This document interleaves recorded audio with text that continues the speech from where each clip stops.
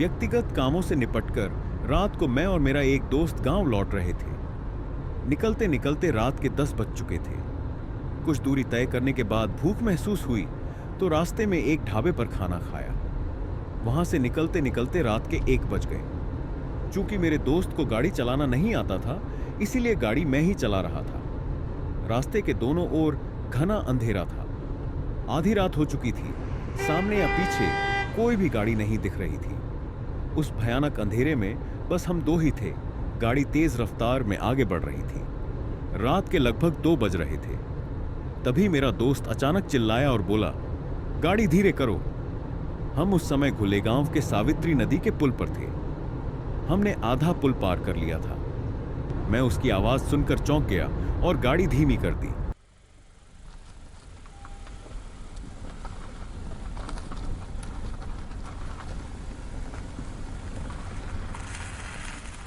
फिर आश्चर्य से उसकी ओर देखा। वो बोला, पीछे पुल की शुरुआत में एक औरत एक बच्चे को गोद में लिए खड़ी थी और लिफ्ट के लिए हाथ दिखा रही थी। मैं हैरान रह गया क्योंकि मुझे कोई औरत नहीं दिखी थी। मैंने उसे समझाया कि शायद उसे नींद में कोई भ्रम हुआ हो, लेकिन वह अपनी बात पर अडिग था। हम अब तक 1 किलोमीटर आगे निकल चुके थे। मैंने उसकी बात पर यकीन करते हुए उस औरत की मदद के लिए गाड़ी वापस मोड़ दी।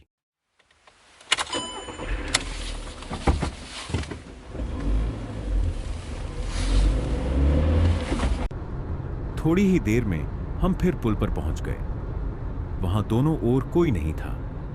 हमने पुल के दूसरे किनारे पर गाड़ी खड़ी की और इधर उधर देखने लगे। सर्दियों की रात थी। ठंडी हवा चल रही थी।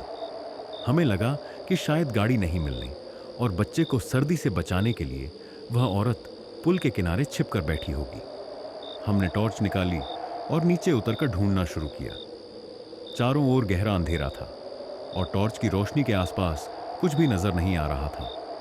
उस पर से रात के कीड़ों की आवाजें और भयानक सन्नाटा माहौल को और डरावना बना रहे थे।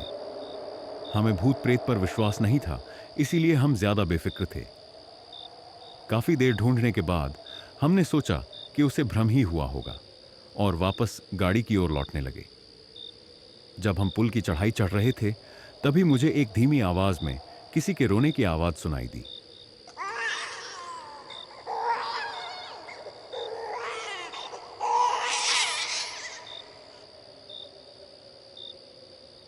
मैं रुक गया। मेरा दोस्त थोड़ी दूर पीछे था। मैं उसकी ओर मुड़ा तो देखा कि वह वहां नहीं था, लेकिन वह रोने की आवाज अब भी आ रही थी। मैंने घबराकर उसे आवाज लगानी शुरू की। अंधेरे और उस रहस्यमयी रोने की आवाज के बीच मेरा दोस्त गायब हो चुका था। डर से मेरी हालत खराब हो गई, लेकिन हिम्मत करके मैं उसे ढूंढने नीचे उतरा। वह कहीं नजर नहीं आ रहा था। अब वह रोने की आवाज और भी तीव्र हो चुकी थी। मैंने टॉर्च की रोशनी नीचे पुल के किनारे की ओर डाली। वहां मेरा दोस्त पीठ मोड़े झुका खड़ा था, जैसे किसी चीज को गौर से देख रहा हो। मैंने धीरे से उसे आवाज दी, लेकिन उसने कोई प्रतिक्रिया नहीं दी। मजबूरन मुझे उसके पास जाना पड़ा और जैसे ही मैंने उसके कंधे पर हाथ रखा, वह चौंक कर मेरी ओर देखने लगा। वह बुरी तरह डरा हुआ था। उसने पुल के नीचे की ओर इशारा किया। मैंने देखा वहां एक औरत हरी साड़ी पहने पीठ मोड़े बैठी थी। उसके एक ओर एक बच्चा पालने में लेटा था और दूसरी ओर आग जल रही थी। आग पर एक बर्तन रखा हुआ था। वह औरत रोते हुए उसमें हाथ डालकर कुछ चला रही थी। जैसे ही मैंने उस बर्तन की ओर ध्यान दिया, मेरी रूह कांप गई। उसमें एक आदमी का सिर था। वह औरत उस सिर पर खौलता पानी डाल रही थी और लगातार रो रही थी। मैं डर के मारे पीछे हटने ही वाला था कि उसने अचानक मेरी ओर मुड़कर देखा। उसका चेहरा बिल्कुल सफेद और निस्तेज, गाल अंदर धंसे हुए, त्वचा हड्डियों से चिपकी हुई, आंखें गहराई में धंसी हुई और पुतलियां सफेद दिखाई दे रही थीं। आंखों के चारों ओर काले गहरे घेरे थे। उसके सिर से किसी गहरे जख्म से काला खून बह रहा था। उसने मेरी ओर देखा और तभी मेरे पीछे से मेरे दोस्त की भयानक चीख सुनाई दी। मैं डर के मारे पीछे पलटा, लेकिन वह वहां नहीं था। मैं बदहवास होकर दौड़ते हुए गाड़ी की ओर भागा। अब वह औरत की रोने की आवाज डरावनी चीखों में बदल चुकी थी। गाड़ी तक पहुंचते ही देखा मेरा दोस्त दरवाजे के पास बेहोश पड़ा था।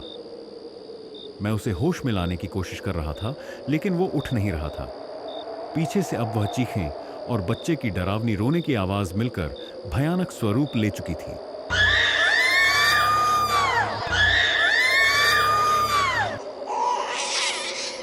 मैंने बिना समय गवाए उसे उठाकर गाड़ी में डाला और गाड़ी स्टार्ट कर दी।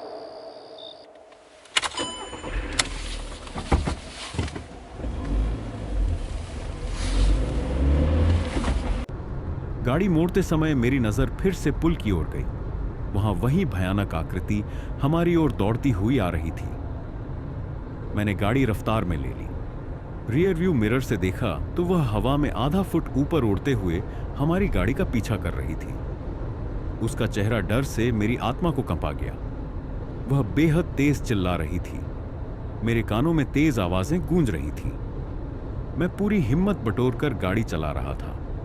जैसे ही गाड़ी पुल पार कर गई, वह आवाज धीरे धीरे कम होती चली गई।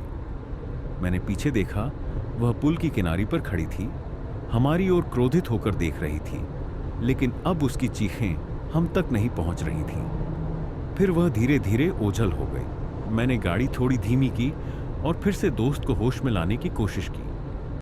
गला सूख गया था। पानी पिया और बाकी पानी उसके चेहरे पर डाला। वह अचानक जागा और बुरी तरह चीखने लगा।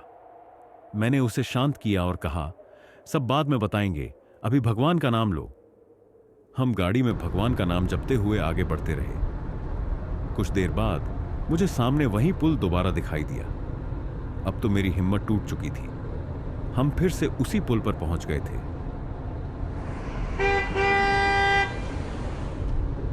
और वही औरत फिर से खड़ी थी, इस बार दूसरी रंग की साड़ी में। हर बार जैसे वो बदल रही थी।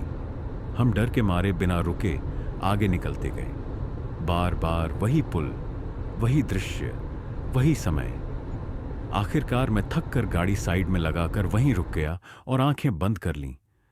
अचानक धड़ धड़ धड़ आवाज हुई और मैंने आंखें खोली। सूरज की किरणें गाड़ी में आ रही थीं। हमारे सामने एक गाड़ी खड़ी थी और कुछ लोग हमें दरवाजे पर थपथपाकर जगा रहे थे। मैं और मेरा दोस्त गाड़ी से बाहर निकले। देखा, हम अभी भी उसी पुल के बीच खड़े थे। 10-15 लोग आसपास खड़े थे। किसी ने कहा, इन लड़कों की किस्मत खराब थी, कल अमावस्या की रात इनका चकवे में फंसना तय था।